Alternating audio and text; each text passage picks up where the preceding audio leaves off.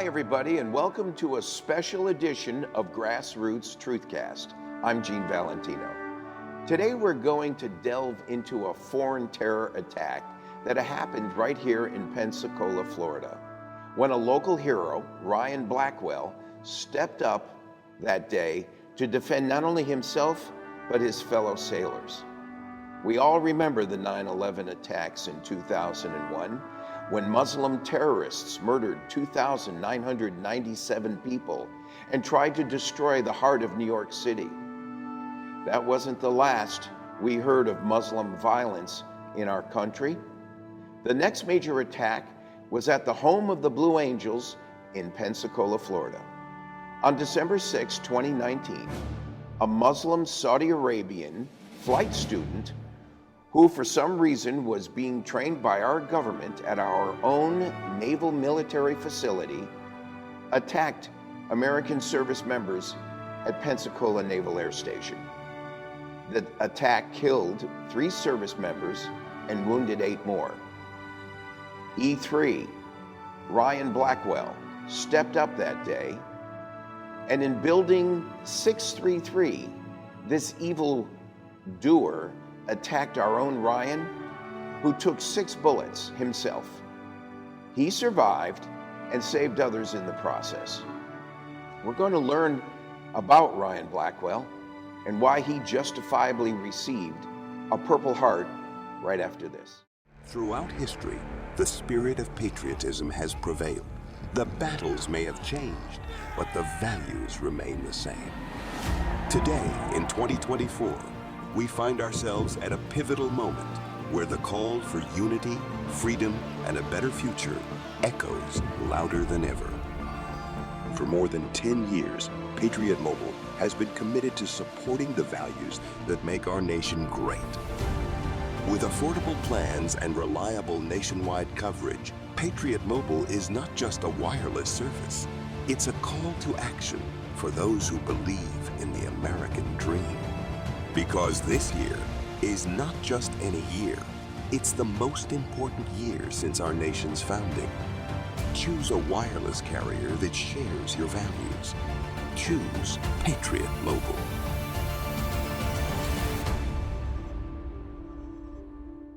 Welcome back to Gene Valentino's GrassRoots TruthCast. This special report, special edition. I have the privilege of being next to Ryan Blackwell. Ryan, thank you for being with us today. A Purple Heart recipient, a man who has received other accolades from the United States government for his actions that started at 5:30 in the morning. I would do it injustice to tell the rest of the story. The rest of the story is yours, Ryan. What happened on that day?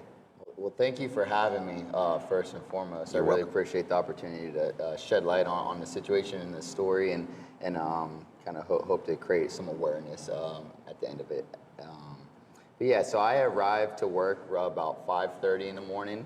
My job, I worked in the International Military Training Office. I was an unrated airman. I had previously entered the Navy on a Warrior Challenge program, and I had endured some training that I was going through, and during my training cycle, I had sustained some injuries, and I ended up dropping from the training cycle, got stationed here in NAS Pensacola, to where I got changed over as an airman, and underwent some surgeries, and then I got stashed in the International Military Training Office, working with NATO countries and military personnel from Saudi Arabia and other countries. So that morning I arrived at 05:30, and my job was to muster the Royal Saudi Air Force and Navy IFS students, and that's typical procedure on a Friday. They would come in and they would start their muster about 0600 in the morning, and they'd have to show up before 07.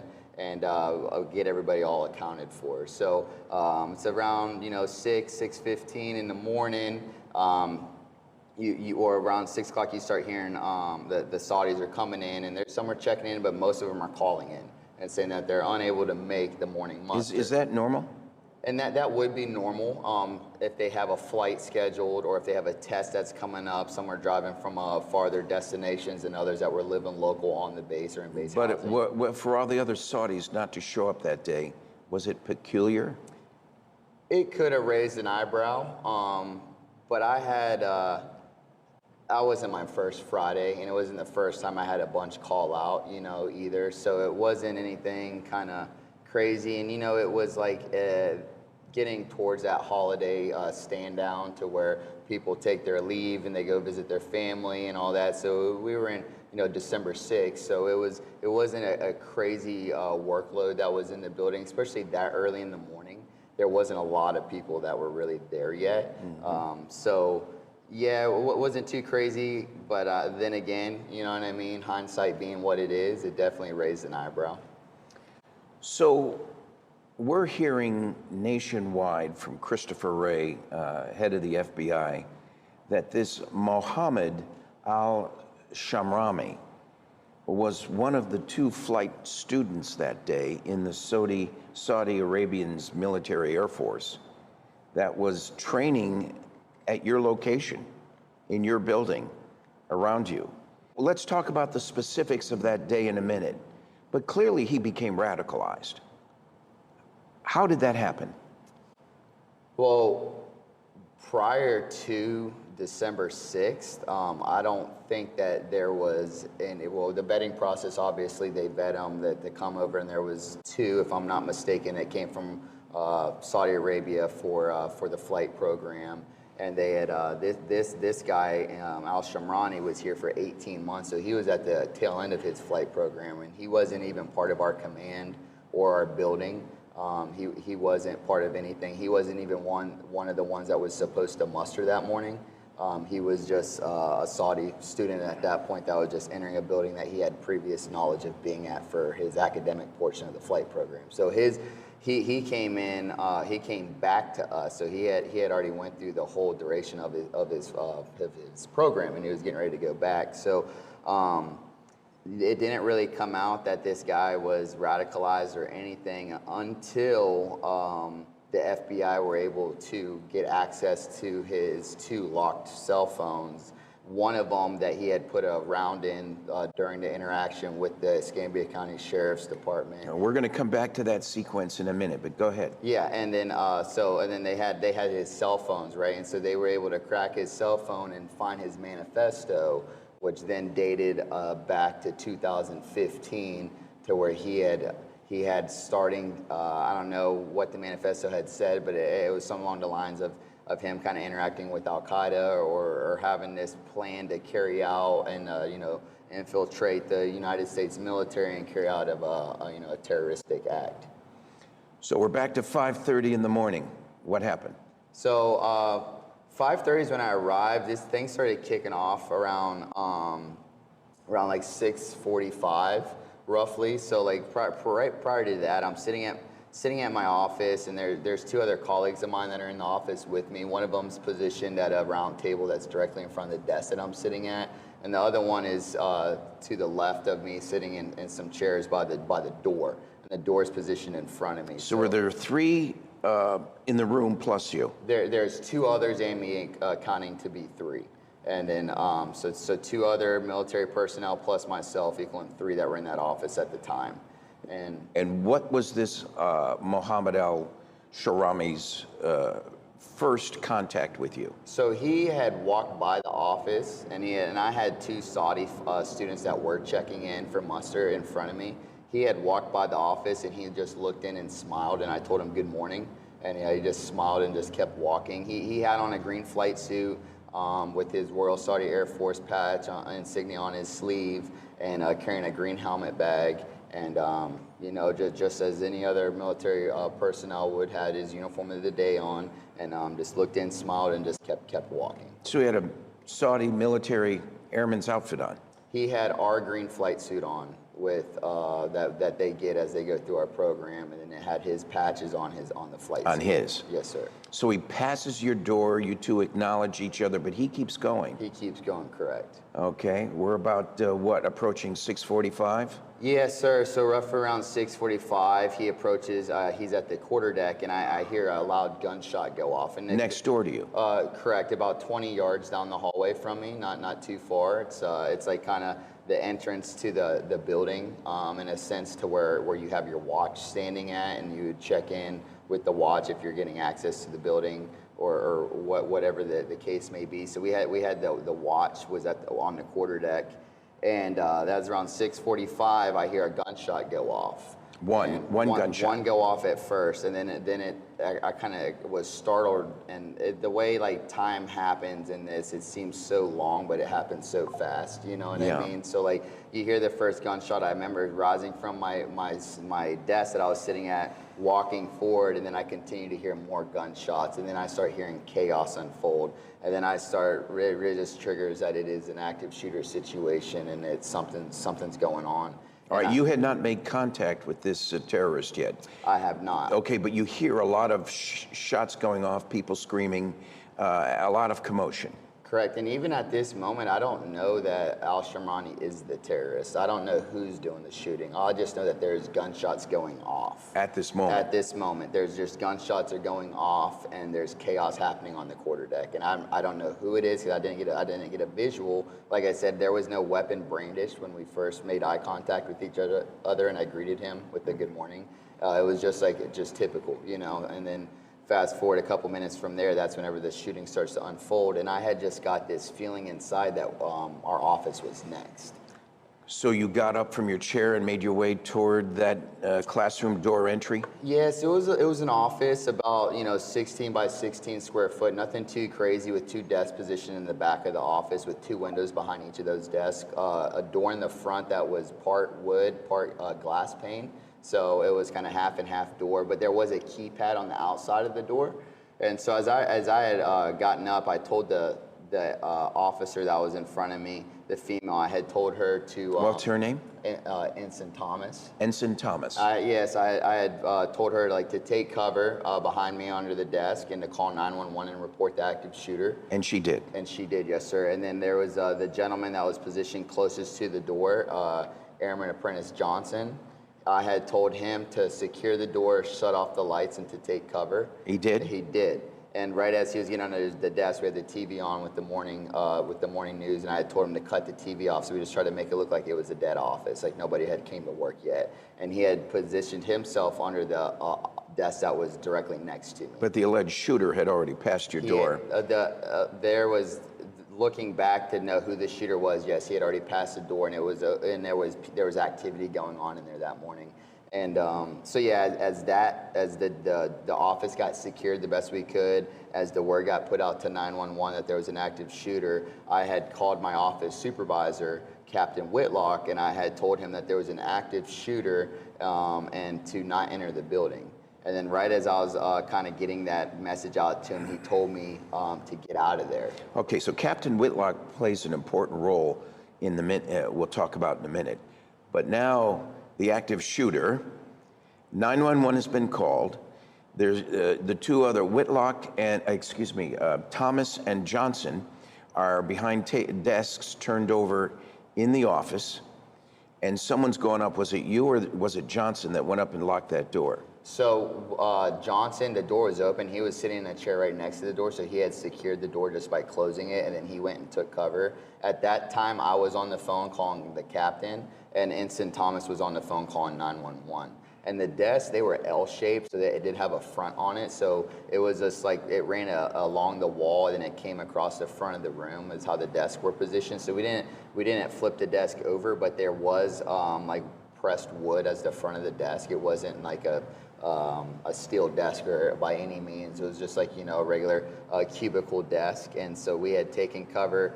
The Airman Apprentice Johnson took cover by himself under the desk that was to me facing door to my left. And then I took cover under the desk, kneeling behind the desk to the one on the right. And Ensign Thomas was directly behind me under the desk, positioned with the brick concrete wall behind her, to her side. So that's kind of how we were positioned. And as I was getting that call off, the shooter had came to our office and he shot out the glass pane. So he did come back to your door? He did. So after, as we were taking cover and the office was secured and we were sounding the alarm as far as getting the word out that what was happening, he had came by and he shot out the glass window pane of the door, and then he had shot me. Was it a clear glass, translucent glass? It was translucent, and it was. Could you see a body through the other side? You could see a figure. Okay. But the way it happened was like it happened so fast. I didn't really see him. I just was on the phone, and then I just got shot in my arm, and then I had. You got shot in your arm. That was holding the phone up to my ear. So I was talking on the phone with in my right hand, and I had it up to my ear, and I was talking to my captain. So you got shot in your right arm. Here's shot in something. my right arm, yes, sir. And so I was in a kneeling position. I was kind of like in a crouching, not necessarily I was just a kneeling kind of position behind a desk, kind of trying to look and see what was going on, but talking and making sure everything else is getting taken care of as far as 911 and where everybody's good. You're carrying on a conversation with a bullet hole in your arm. Before that, I'm on the phone, and then right as my captain tells me to get out of the office is when I get shot in my arm, and I drop my phone. And my phone's still on the call, but I drop my phone. And one comes through my arm, and I rotate counterclockwise, and Ensign Brianna is directly behind me. So as I turn counterclockwise, I'm in a crouching position. I don't jump on top of her, but I'm just kind of a wall between her and the shooter, and I cover her in a sense. And I take another one off the right side of my rib cage. Two came into my back, my lower back. One came out the inside of my right thigh. The other one came out of my left hip, and I had one go into my right calf, and another one go into my left foot. If I count correctly, that's 6 bullets. Correct. And did the captain or the ensign get shot? Yes, so the captain wasn't in the office, but the other gentleman, Airman Apprentice Johnson, he did receive gunshot wounds as well. And one of the bullets that had came through me, the one that came through the inside of my thigh, had struck Ensign Thomas in her calf. And as the barrage. So the bullet went through you and did. proceeded into her calf. Correct. It went through my back, hit my pelvis, came out the inside of my right hip or right thigh, and then because I was crouching, kind of like in a rotated crouching position, and it struck her in her calf. And now, what happened to what happened to the shooter? He obviously had clear aim at you at some point. Correct. So I had received 6 gunshot wounds, and I know the other gentleman in the office had received 6 to 8. I'm not really sure how many he did, but he had a lot that he sustained as well. And come to find out that the shooter had a Glock 45 9mm with extended magazines, which had the capacity of holding 14 rounds, and he was using ball rounds. So it created a ricochet more so than a mushroom like a hollow point would. So whenever— In a sense, that might be better. Correct, or worse in my situation, to where it ricocheted through my body, where the exit holes didn't line up with the trajectory of the entrance, but due to the kind of bouncing off of the bone, it created, kind of some lesions that were internal that I wasn't aware of. At what point did you make contact with this assailant, Mohammed al-Shamrani? So when did you make eye contact? In what level of his volley of 6 bullets into you? So to kind of backtrack, I had kind of checked him in 18 months prior. So when he came to when he first came to America, as far as to go through the flight program, which you administered. I only did the basic low-level fruit as far as just getting them acclimated to the United States and helping make sure that they were prepared to go through their educational portion of their flight program. And this job was part of your transition in your military career? Correct. I had gotten placed on a medical board due to a wrist fusion for a surgery that I had sustained while I was still active duty. So I got stashed in the International Military Training Office, which turned to be my job for the next 18 months while I was awaiting the results of a medical board that the Navy had that put me through just because of the fusion of my wrist. Okay, I interrupted you. Go back to this whack job shooter when did you first make contact? Yeah, so the first contact was, like I said, 18 months of the program, saw him in the beginning. I saw him that morning. Didn't know who the shooter was when we were getting shot. All I know is that after I had gotten shot, I had fallen over and I covered my head. And like some of the crazy thoughts that were just going through my mind, it was just like, don't get shot in the head, and it was like, man, you go through the fear of dying, and it's like, you know, I don't want to die. I don't want to die. You know, don't get shot in the head, you know. And then all of a sudden I had just overwhelming peace come over me. And it was like probably the most peace and bliss I've ever felt in my life. Was it a general peace? Was it some spiritual revelation with you and your God? What was it? It just felt like you just relaxed, and I just in a tranquil state, as far as just kind of, I didn't hear gunshots no more. You know what I mean? It was just kind of like I was drifting in a sense. And You were drifting with 6 bullets in you. correct. I only thought, you know, well, I only thought I got shot twice when I kind of like, whenever I start to come through, I only thought I got shot twice. I remember the initial gunshot to my arm, because I was like, man, I can't believe I just got shot. You know, I just remember dropped the phone, looked at my hand, rotated counterclockwise, and just a bunch more came in. But as I was kind of laying there, like covering my head and going through this kind of this crazy life experience, you know, I started to hear Blackwell, are you still there? Now that's Captain Whitlock. On my phone. On your phone. That's still live on the call. It's still live on the call. The phone wasn't in your hand. It was on the floor. And you were a few feet from the phone. I was a couple feet. So as I kind of dropped it, and as I rotated, I covered her. Then I fell off to my right. Covered. Ensign Thomas as I rotated after the first gunshot. When I rotated counterclockwise. To cover her in some way? To cover her in a sense. Oh, cover her with your body. Correct, but I didn't lay on top of her. There was just like a brick wall, her and me, and then the shooter. And so that's kind of like how it went. And then I fell to my right side and just started. And the shooter was still shooting? He was still shooting. I think he took his attention off of me and put his attention on the other desk that was next to me.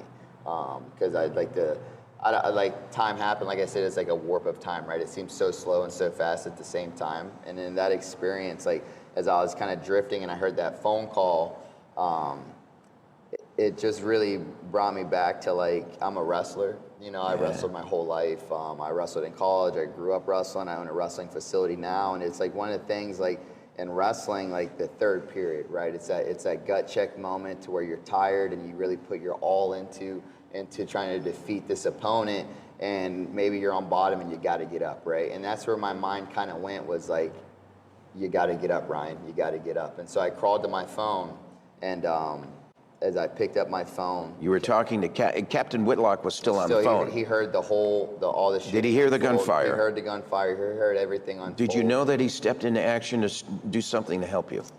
I just had a feeling, just because of how like the brotherhood works with the military, that he wasn't going to leave me hanging. You know. Well, and I think that probably saved your life in terms of timing. Right, and you know, being an officer in the Marine Corps, he just like any officer, he's held to a high standard, and you know, he responded without question. You know, and he really stepped up and did what I hope any great leader would do.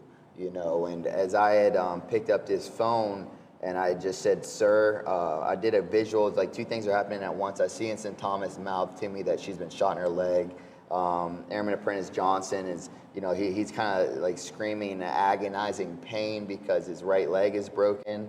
It was broken. It was riddled with gunshots. His whole right side was riddled with gunshots. And it was more than one bullet. He had sustained multiple gunshot wounds as well. And so as I did the visual of the room, I had told Captain Whitlock, sir, we've all been hit. I'm going to get us out of here and I'll call you back. And I just put the phone in my pocket.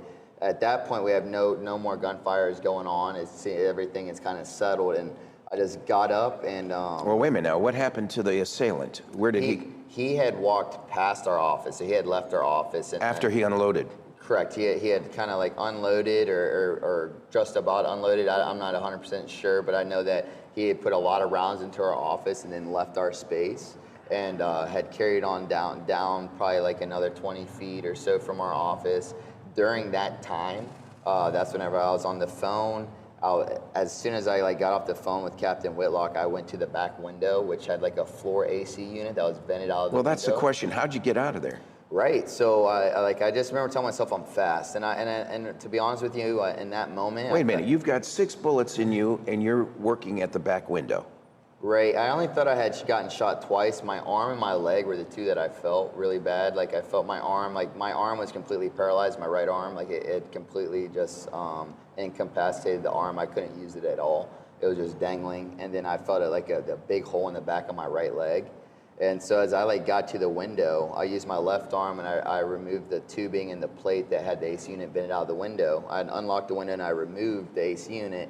And the window. You removed the AC unit. The unit, it was a floor unit that had a hose that ducted out of the window, so it wasn't an impossible task to do as far as removing that portion of it.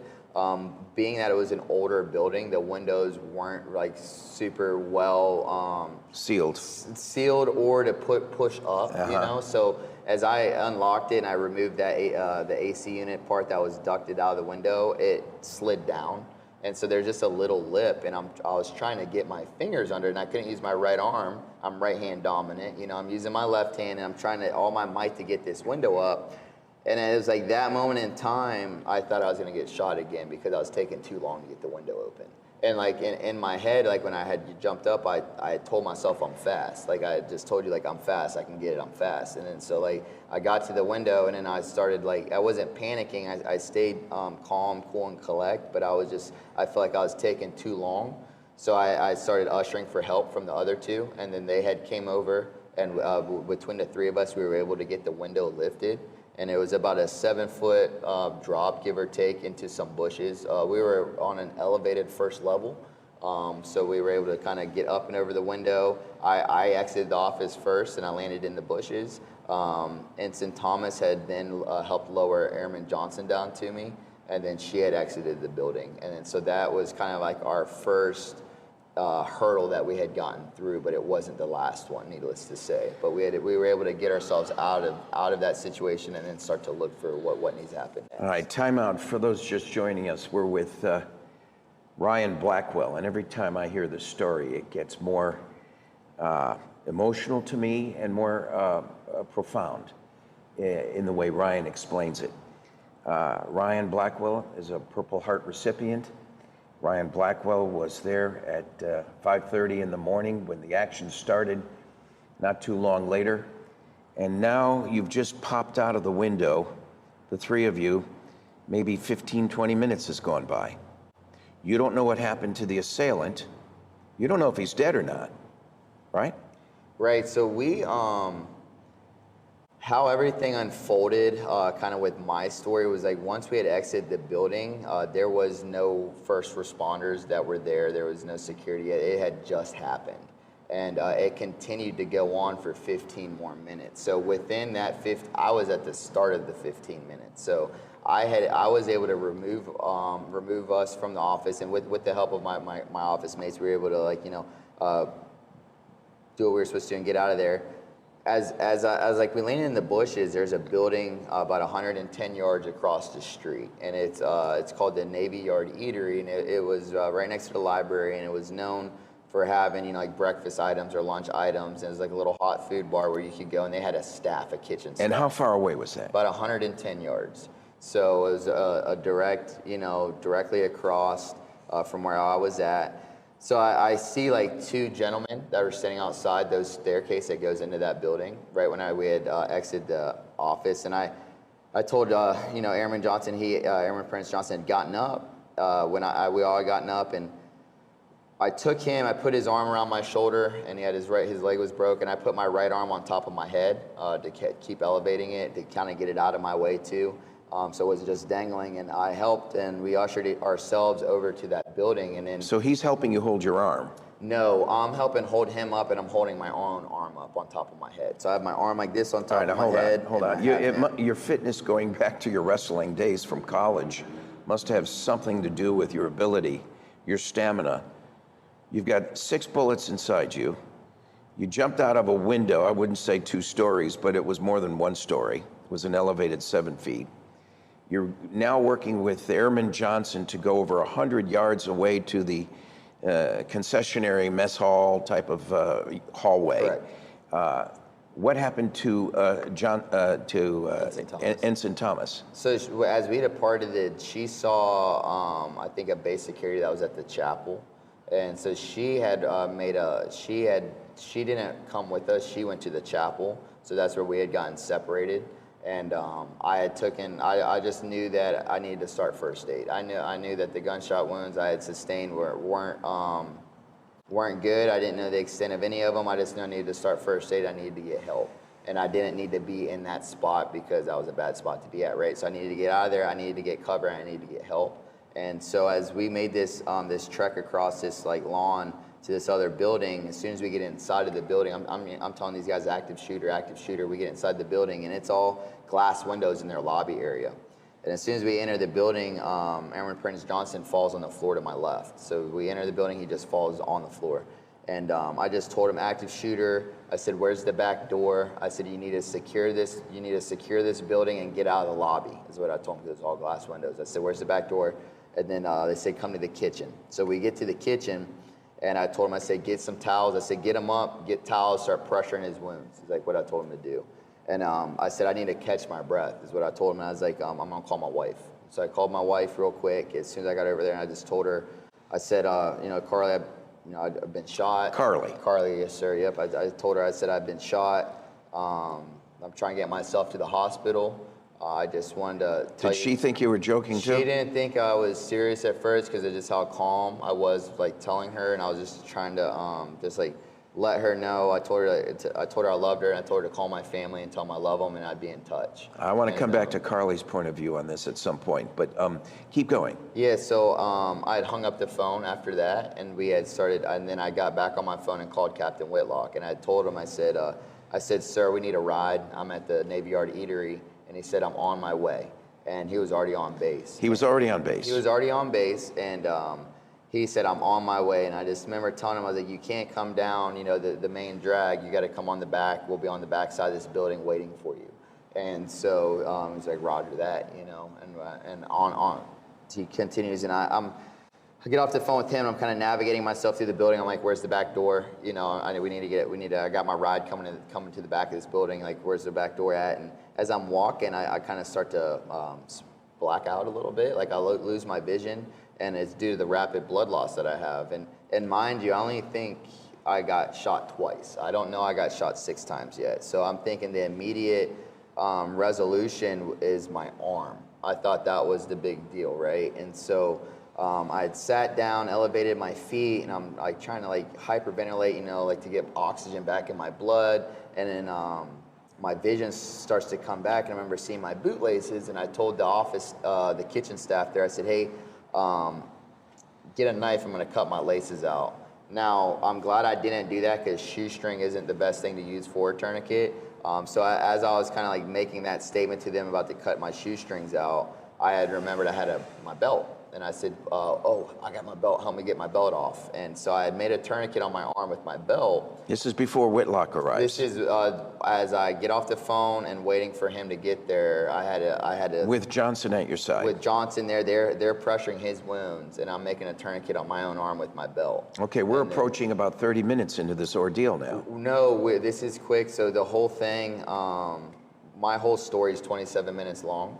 So everything was like kind of rapid fire here. Yeah, it was quick. It was quick, and at times seems like it was like longer, but everything happened quick. So as I'm like making the tourniquet and we're going to get out of the building, Captain Whitlock shows up, and we put Airman Apprentice Johnson in the back seat, and I walk around to the front, and Captain Whitlock then transports us to the front gate, and he calls 911 and lets them know like I'm transporting 2 wounded airmen, 2 wounded sailors, and they said the ambulance will be at the front gate, get them to the front gate.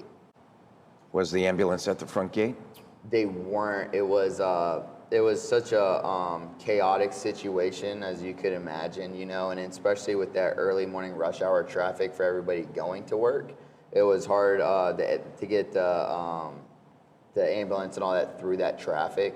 And I just remember as we pulled up, they said it was going to be like a 20-minute wait for the ambulance, and that wasn't something that we could do. And so we had gotten out of the car, and I remember Captain Whitlock saying, like, "Can one of you guys," talking to the deputies at Escambia County Sheriff's Office. Correct. "Can you transport, or I'll take them?"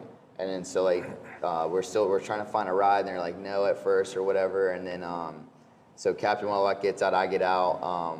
We get Airman Johnson out and put him in the back of the pickup truck. And then one of the police, the deputies, comes over and starts triaging, helping sustain his injuries and stop the blood loss on him. And I'm just going around trying to find a ride. I'm just telling him, I need a ride. And then a sheriff comes up, Deputy Robert Green. And Escambia County. Escambia County office, Deputy Robert Green comes up and he tells me, "You're not going to die on my watch. Get in the back of my cruiser." You're not going to die on my watch. Yep. He said, "Get in the back of my cruiser." And so like I just, What happened to Johnson?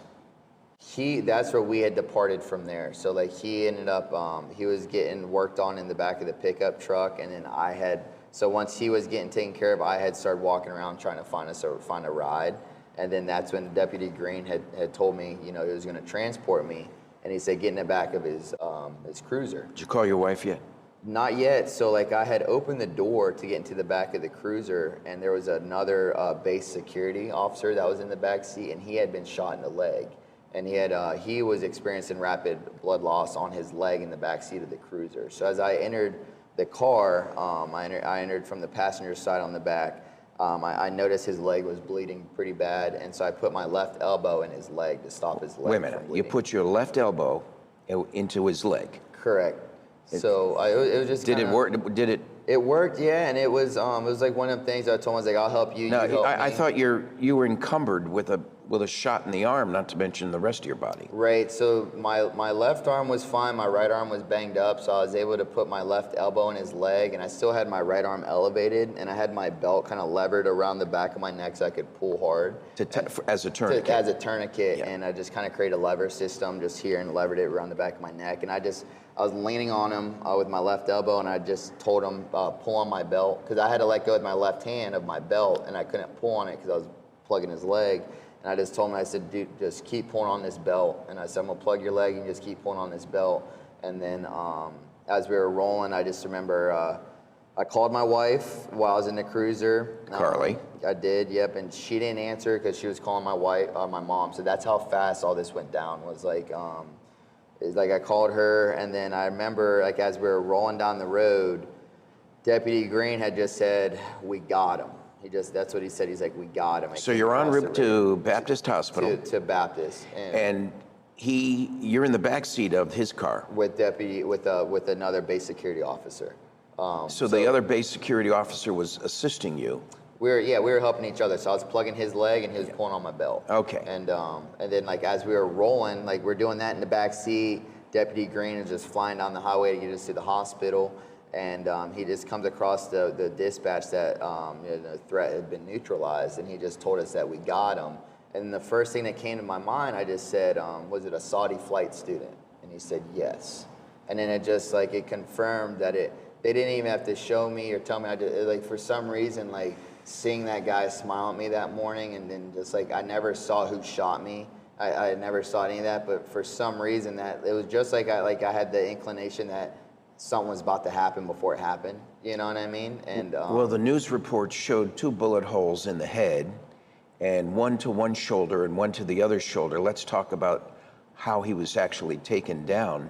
But was the shot of the dead body the person that said hello to you that morning? Yeah, so that was the gentleman. That was the guy that did take lives that day and wound a lot of others. And kind of like during that ordeal, the SWAT team had came in and had neutralized them. So like right whenever that had happened, and mind you, a lot of this stuff, I know a lot of knowledge on the topic now, just 'cause it's been almost 5 years now, but at that general time, I was just focused on what I needed to do to get healthy, right? And so like, I needed to get to a hospital first, Yeah. So like, as we're like kind of rolling, he told us we got him. I remember calling my father, who's a retired Navy chief as well. He served 22 years as a corpsman. So, he was green Bless side. him for his service. Yeah, so like I gave him a call and I just told him, what had happened. And then like right when I called him, we were pulling into Baptist. So like the whole time this is going on, I'm making these phone calls. The moment I call Captain Whitlock, right when I tell him I have an active shooter, to the moment I call my dad arriving at the hospital, 6:46 was the first call I logged. 7:13 was the last call I logged. So 27 minutes was the duration of time that it took me to get myself from the moment I got shot to the hospital. Okay, time out right there. Let's talk about the hospital chapter in just a second. But before we get there, the active shooter terrorist was neutralized. But 3 active Navy military guys were dead that day. Correct. Talk about others who died. Yeah, we had. So when you heard that other gunfire, there's a pretty strong logical assumption that those bullets were deadly on those rounds. Yeah, once you can't tell bullets to come back once they leave a gun. You know, it's gonna go to where the intention of where it's being directed, right? So, we lost 3 lives that day. 3 military active Three duty. active duty, 1 officer, 2 enlisted personnel.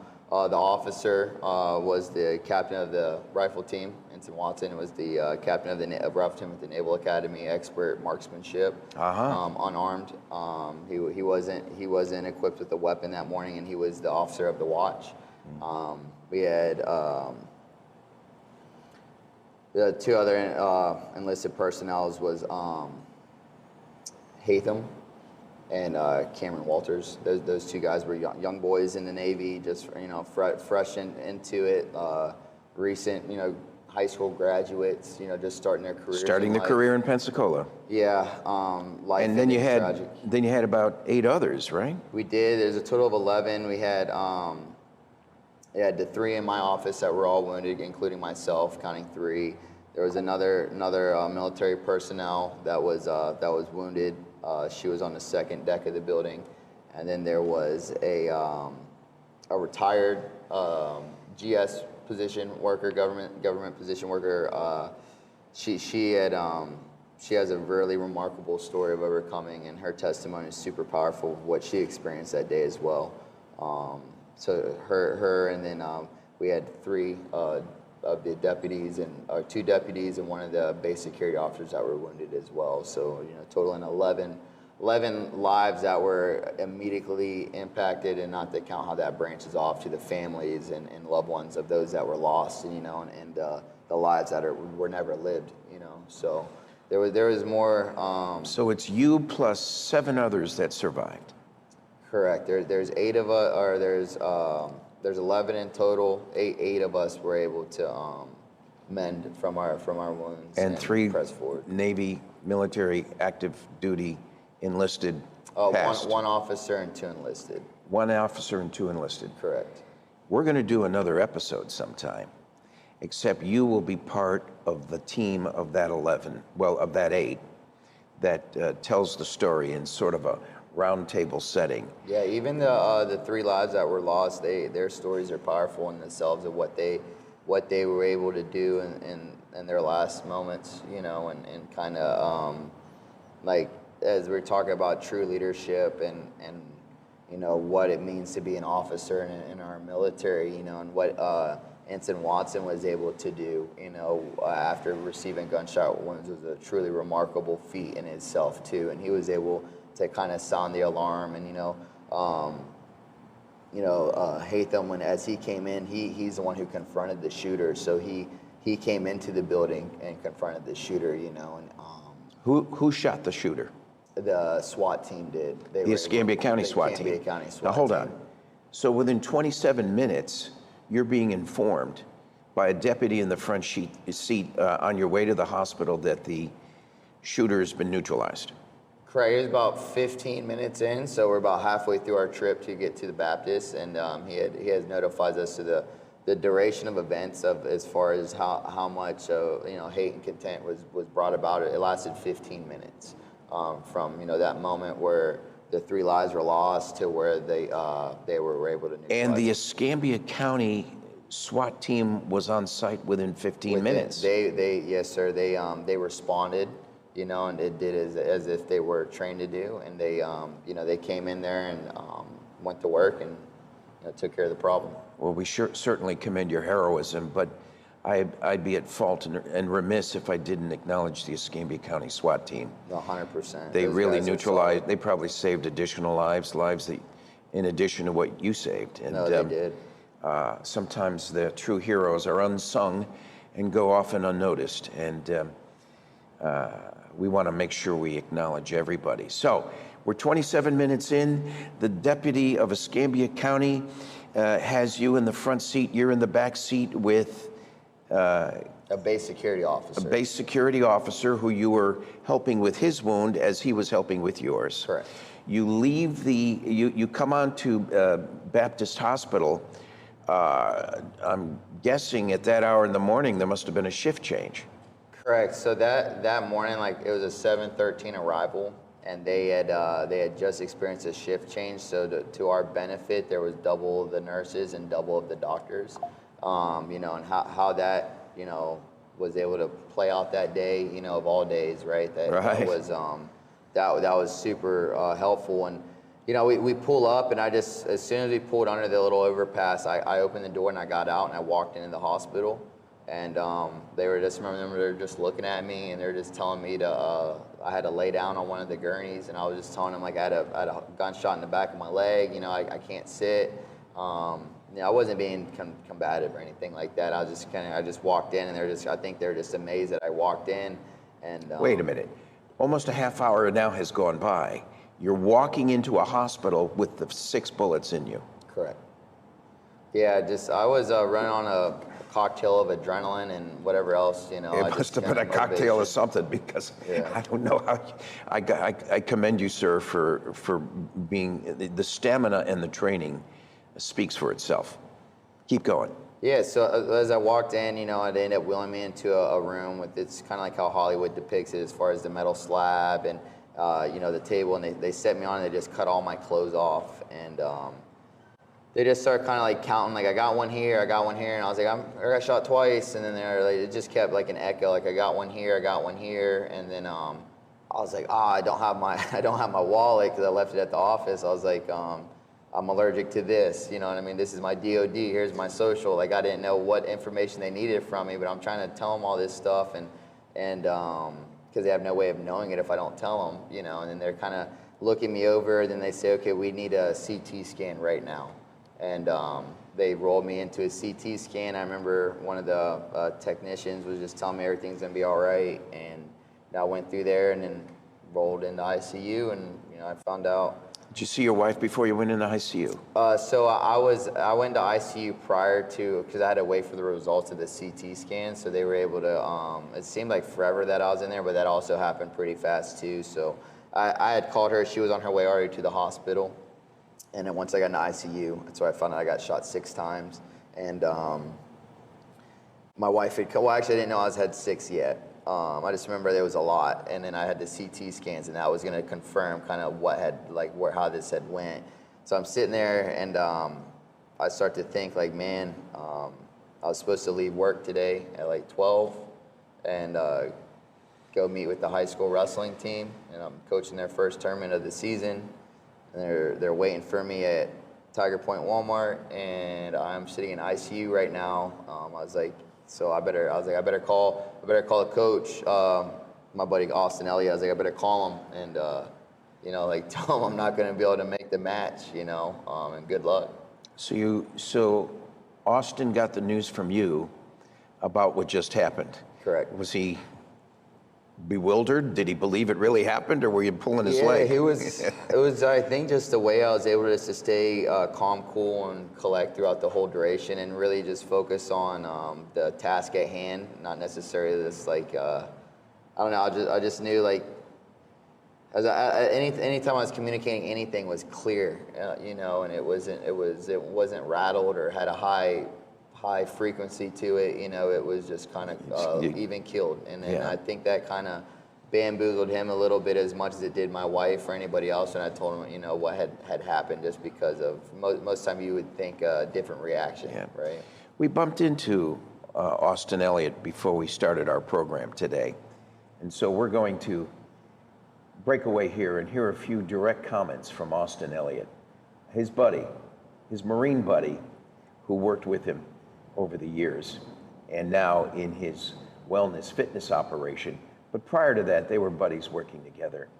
Listen to what Austin has to say. We're with Austin Elliott, Ryan's Marine buddy. And thank you for joining us here today. Thank you. I really appreciate it. You and Ryan go back some time. We do. A few years, a little bit before the incident, but yeah, we go back. It's always nice to hear someone talk about the story, but it's also nice to hear it from someone else's point of view too. What happened on that day? From your point of view. From my point of view, that morning we were getting ready. Ryan Blackwell was assistant coach at our high school for wrestling, and I coached there. And with Ryan, he gives us a call prior to meeting at our meet point with the team, and he tells me that he won't be able to make it. As a matter of fact, calm as it was, I thought he was joking. Once he told me that he was involved in a shooting, and told me he was pretty messed up, and he sounded like everything was going to be okay, and he told us the team good luck, and he'll talk to us after. That was December 6th, a Friday. At what time of the day? That was early morning. I don't necessarily recall that time. It was maybe like 6 something. He may, or 7. He called me 7:30. We were meeting at the local Walmart, like I said, and I was en route to meet the team. And the team are the kids, 8 to 18 years of age in your wellness fitness program? In that program, that it is the team that we were at was with the high school team, so it's freshman through senior. But that was a tough situation when I got there, and knowing that I had to take the team and kind of notify some of the other coaches of what had happened, and that Ryan wouldn't be with us. So that day, our team wrestled for him, knowing that he was in ICU and getting taken care of. So you met up with him when he got out, and you watched his recovery for the 6 months thereafter.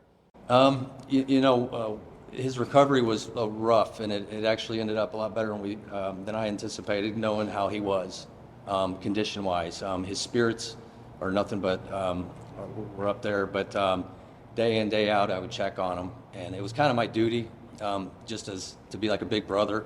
And I kind of promised his father that I'm local, so I would take care of it, and the best I could. Well, we've heard from Ryan that it was a long, copious process for recovery, but boy, I'm glad he's with us today, and I'm glad you're here to share that part of the story. Right.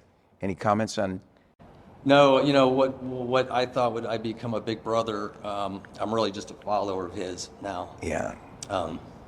Without getting emotional, stand-up dude, and he motivates me, and it keeps me right. So it's good stuff. I'm going to ask Ryan this question, but how many of the military, as you see them today, and NAS Pensacola is a good example of a training environment where you're looking for good leaders.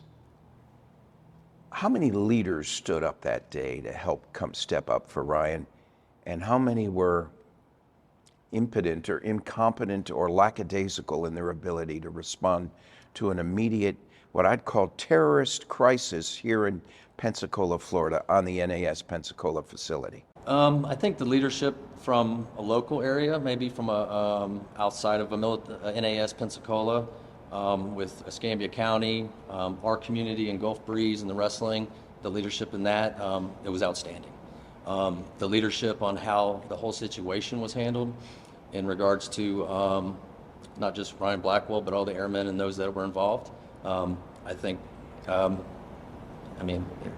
lackluster. It just wasn't good. They could have done a lot better. There's a lot of things that, Well, thank you for participating in what we're doing today, because that's why we're doing it. We felt that more should come out on it because it was a lackluster response and a lackluster acknowledgement of a true American hero who's done an awful lot to save other lives on that event, on that day of December 6th, 2019. Austin, Sergeant, All right. Thank you for joining Thanks, us. Ian. Appreciate you. Gene Valentino's GrassRoots podcast. He tells the truth. He tries to get information out there to make sure people make good, informed decisions. Welcome back to the GrassRoots TruthCast and our special report today with Purple Heart recipient, Ryan Blackwell.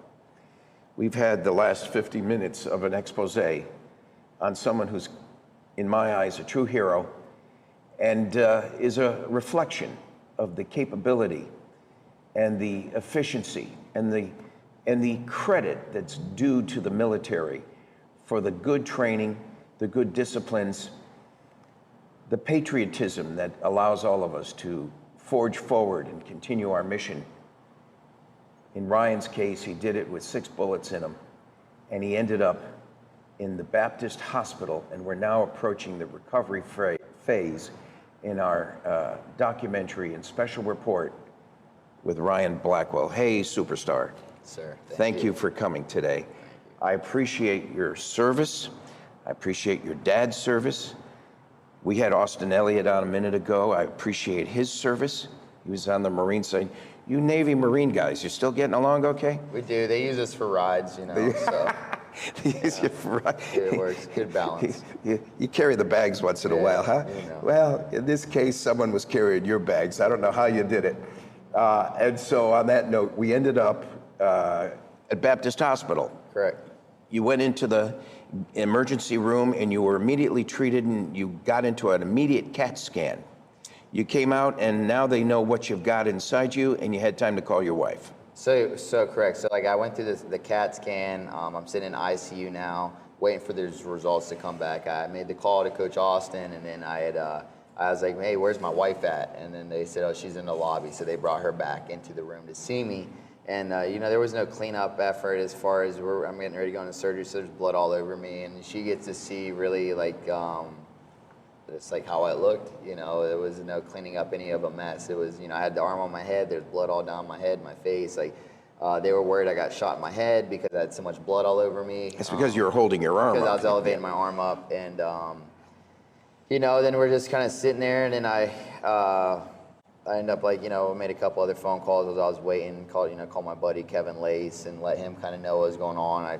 We had a funny interaction as far as like, is there anything you need, you know? And you would think like, yeah, man, I need some clothes. They just took everything I had. Now wait a minute. Now you're talking with Kevin Lace.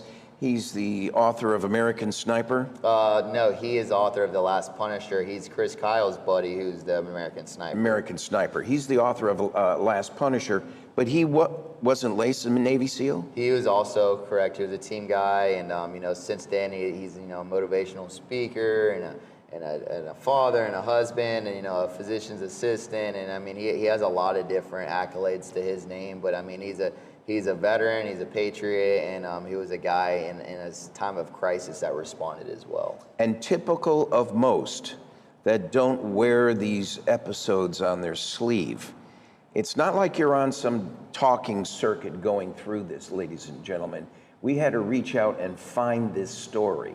The problem I have is there are so many wonderful patriots, true heroes, that have served and are serving in our nation's military, all branches of service. And we find out when they come out of service that they're the most humble, discreet, and they're the farthest thing from being outspoken about some of these issues.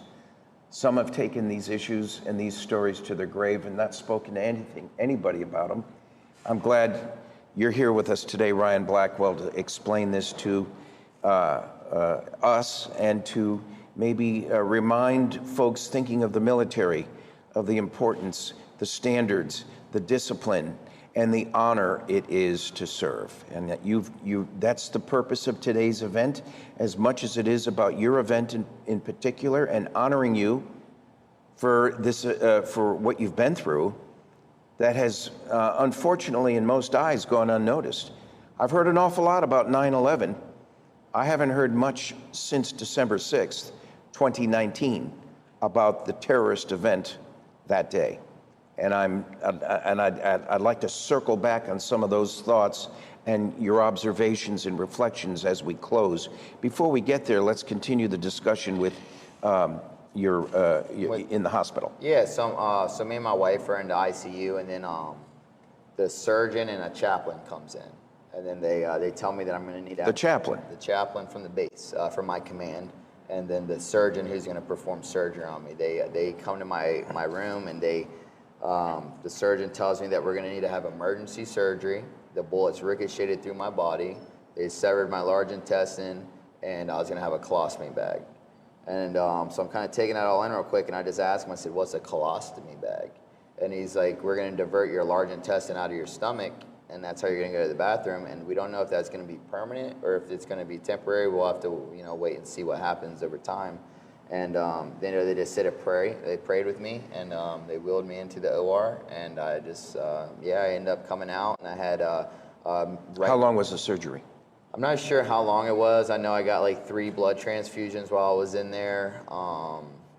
They rolled me after, I was in ICU for a little bit. I had my right arm, my right nerve, my median nerve in my right arm. I had median nerve paralysis. So I'm still dealing with that today, but it's gotten a lot better with just some treatments and remedies that I've kind of underwent in the last 5 years of my recovery.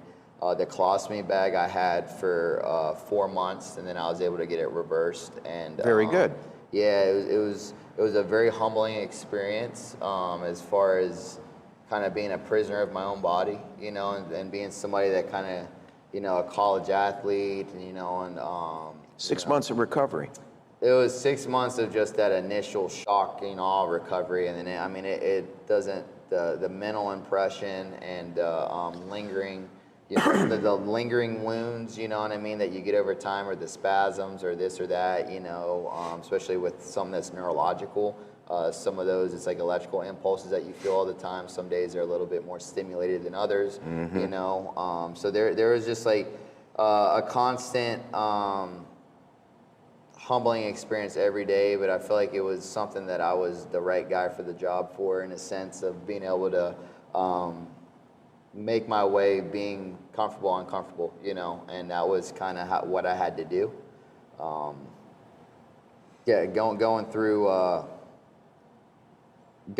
like once I had gotten home and I'm starting to try to get on the mend of things, for the first 2 months I couldn't sleep. I had a hospital chair, it was donated to me because I had to sleep in a chair. And so I just like kind of started reflecting on the experience and like kind of how fragile life was, and just like something that just really tugged at me was like my impact, my legacy, and I didn't have no kids. You were newly married, right? I was newly married that March 14th. Before December 2019. Yep, March 14th, 2019, we got married.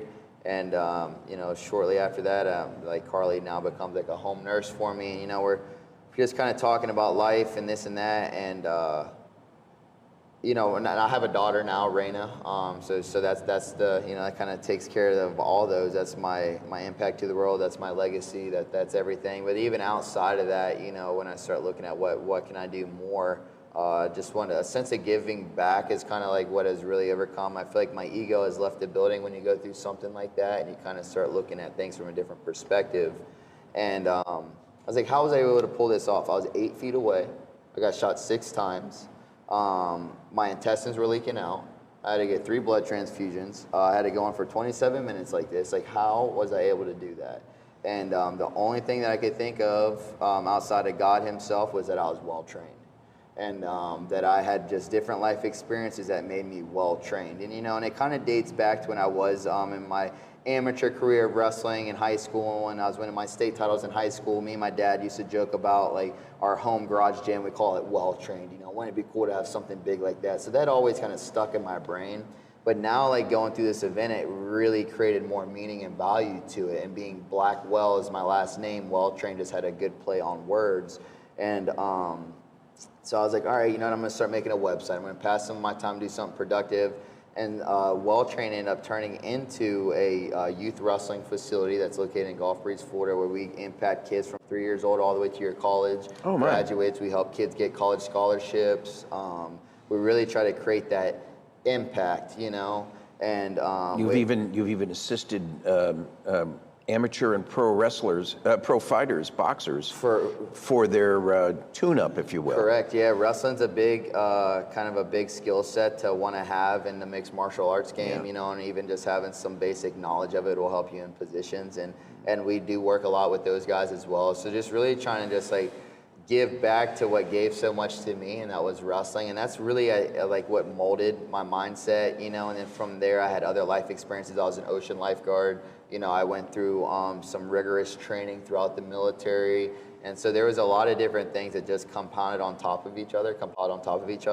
And on that day, it provided me what I needed to do, you know, a clear mind, and, you know, I was able to kind of execute what I needed to do. Well, on those kinds of days, you find the sincere elected officials also stepping up too.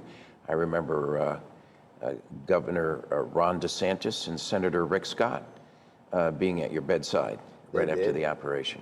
They did, and it was kind of a humbling experience as well, having those guys come. What'd you think? What did they renew your patriotism? Did they renew your? You must have had some depressing moments, some depression issues that were consuming you in the 6 months after the hospital. I think the biggest thing was like I just had a key word, and I would just tell myself every day, and it was beat yesterday. So that kind of helped me not feel sad. Like I didn't like experience the survivor's guilt or any of that. I was more like upset that that somebody tried to take my life, and I wanted like revenge. That's where I kind of went. And I was still in like fight or flight or freeze. I was still in fight mode. It seemed like I was still, and then being a competitor and, you know, wrestling at the NCAA level, you know, a Division II athlete at University of North Carolina at Pembroke. Yeah, it really kind of it motivated me. You know what I mean? To wanna. This guy tried to take me off the face of this earth, you know? So every day that I do something, every day that I create an impact, every day that I help somebody else is a day that I win and a day that that guy loses, and his mission is never accomplished, you know? So that's kind of how I started to look at it in a sense of that impact and that legacy. What do I want that to be? You know, what do I want that to be? At 27 years old when I got shot, I don't know what my impact or my legacy would have been after that, you know. Yeah. But now that as I move forward, we have the business and I have my family. We just created the Ryan Blackwell Foundation to help promote health, wellness, leisure, and recreation. Yeah, explain that in more detail. Go ahead. Yeah, so that kind of as we're, you know, with my recovery, the biggest thing that helped with my mental fortitude through the recovery was getting in shape. Creating outlets for myself as far as like if it was other veterans that I would tag along with me, whether it was like equine therapy, a fishing trip, going to a national park, just getting outside, being active, being able to talk about your experiences. And that really kind of helped me combat the real battlefield that I had going inside, which was my mind. And it wasn't the fact of the sorrow, it was the anger, and I didn't want that to ever portray to my family or to my friends, so I wanted to get that in check. And I was able to do that with those outlets. So with the Ryan Blackwell Foundation, our goal is to promote health, wellness, leisure, and recreational opportunities. And it's not just for vets that are experiencing trauma, it's for youth, veterans, and members of the community. So whether we're putting on a wrestling tournament for the local youth kids, or if we're helping out with the triathlons that happen in the community, or other different fitness or recreational outlets, whether it's a golf outing or equine therapy visit, I want to be able to have a platform to provide those opportunities to those in need. And that is what kind of got me through that recovery of not really reflecting on this guy's mission, but more so like, I guess I took more of how I responded versus how I reacted, you know, and the difference between those being is how you respond to something is what's muscle memory to you. How you react to something is what's impulse and emotion, you know? That's right. And so being able to respond the way that I did, it just really kind of encapsulate just as whole of who I am as a human being, you know, and some of us may never find out what we're capable of, you know, to our full potential or what that means, but on that day, on December 6th, you know, and knowing that December 7th wasn't an option if I didn't get through the next 27 minutes of my life and do the right things, you know, that really put things into perspective for me, you know, and it makes me thankful. I'm very grateful. I'm grateful for any opportunity, any experiences that I may get, good or bad, because I know they build me as a human being. So that's how you were managing your wellness. Right. And your giving back to the community means an awful lot. The foundation and the website, again, people can go to contribute. So our foundation website is ryanblackwell.foundation. And if Okay. you have, with our wrestling, where we do different things like that, where we travel and we can help, we do like little seminars for other wrestling programs across the country. That's welltrainedelite.com. We actually have a big camp, coming up here this summer where we're bringing in top tier clinicians, and it's something really special for the kids.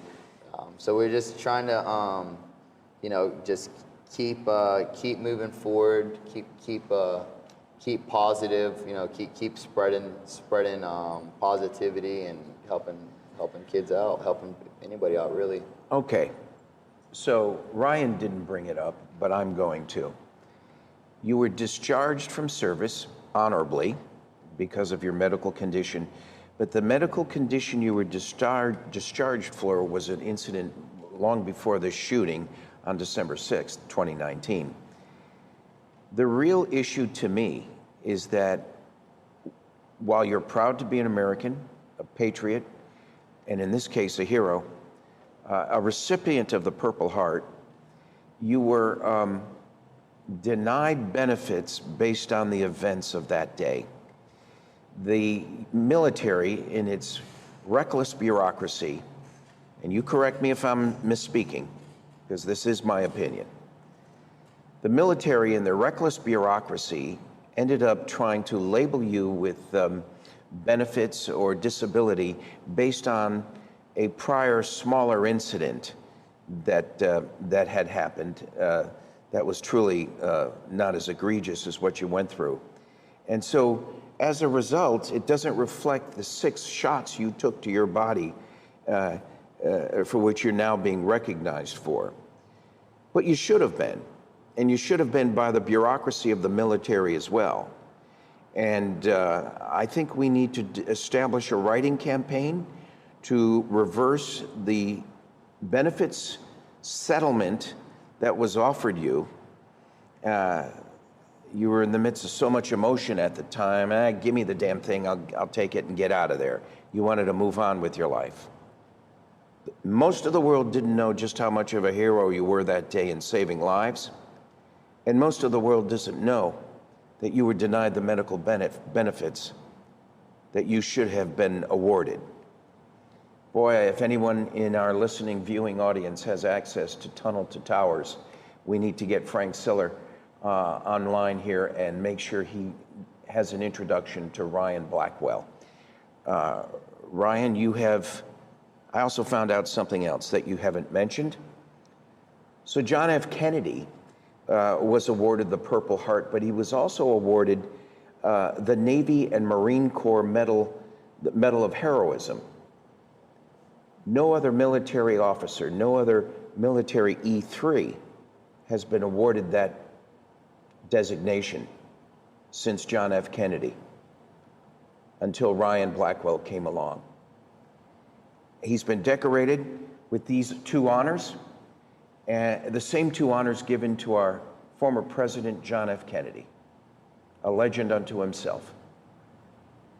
And we'd be remiss if we didn't step up now to make sure, whether you want the honor and notoriety, that's one thing, that's up to you. But we at least want you taken care of to the same standard other military heroes have.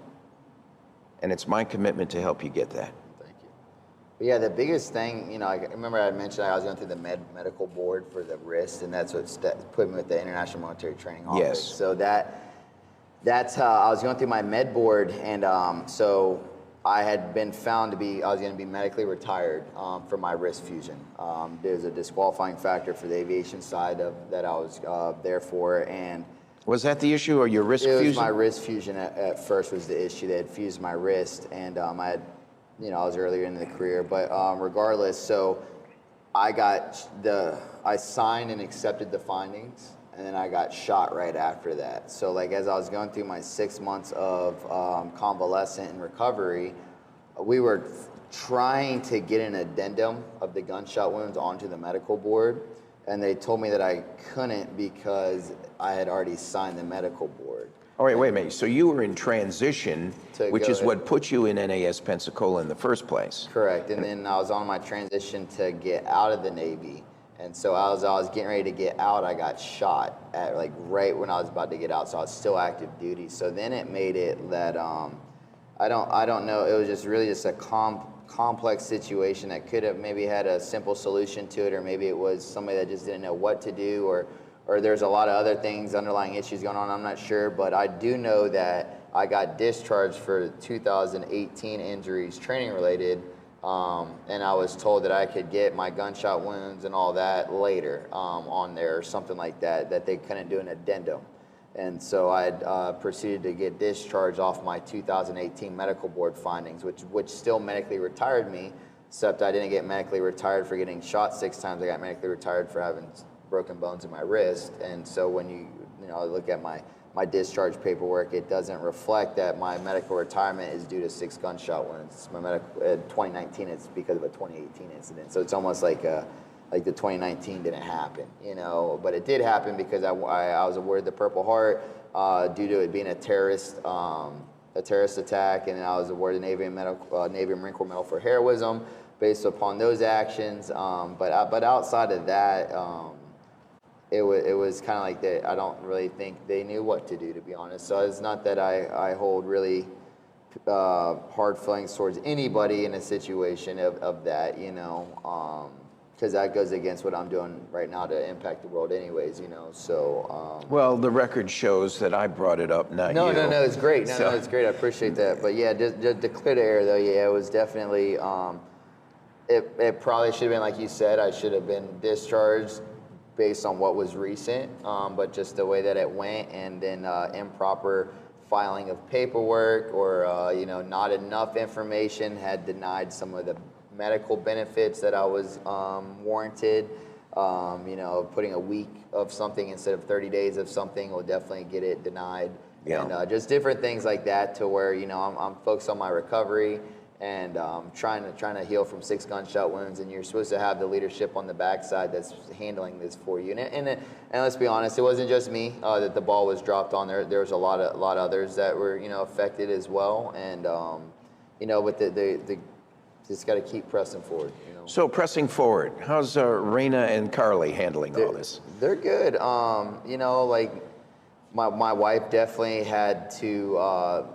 I don't want to say step up, but she definitely stepped up as far as just taking on roles that were just unbeknownst to her, and just stuff like, helping with my colostomy bags. My right arm was paralyzed, so I couldn't use my right arm at the time, and my fingers were barely functioning on my right arm. And so, now it's kind of better, a little bit crooked, but I can move them. They still tingle, but it's getting better. But she had to help me with that stuff, and then, fast forward a little bit, our daughter comes into the world, and she turns 3, this year, and now stepping up and being kind of like a stay-at-home mom, raising our daughter, while I'm kind of like an entrepreneur running a business, and trying to make the world a better place. And so they're definitely my beacon of light. At the end of the day, they're ones that drive me to do what I do, and to continue to work hard. And he's keeping busy with his operation in Gulf Breeze, well-trained wrestling. Yep. And with all those good things at hand, you're staying busy, and busy's probably the best thing for you, not to mention a good diet and a good family and good friends. We've been talking for this last hour with Ryan Blackwell, Purple Heart recipient, and a Marine Corps and Navy Medal of Heroism recipient as well, just like former President John F. Kennedy. Ryan, any closing comments or thoughts for the people? I appreciate you having me on, and I look forward to continuing to work together. Well, working together we will. We'd like to look at all the other folks that have drifted off into their own worlds and gone into back to their normal ways of life, like military is accustomed to do. But we should not leave behind the story and what it means to us. Fast forward, folks, here we are in May of 2024, and we have Saudi Arabia, who was right on the verge of having a good relationship in place with Israel. That relationship being breached by Iran-backed Houthis and Hamas, causing 1,300 people to be massacred last October 2023. And since then, we have a need to renew our friendship with the Saudis. The Saudis, like the Americans, have bad actors, and we need to clean house of those bad actors and develop good alliances worldwide, not only with Israel, but with the Saudis and the other major players in this world to save our republic, our constitutional republic here in the United States of America. Ryan Blackwell was with me here today, helping me explain why it's so important to do so. And thank you all for joining us for another episode on Gene Valentino's GrassRoots TruthCast. See you again soon.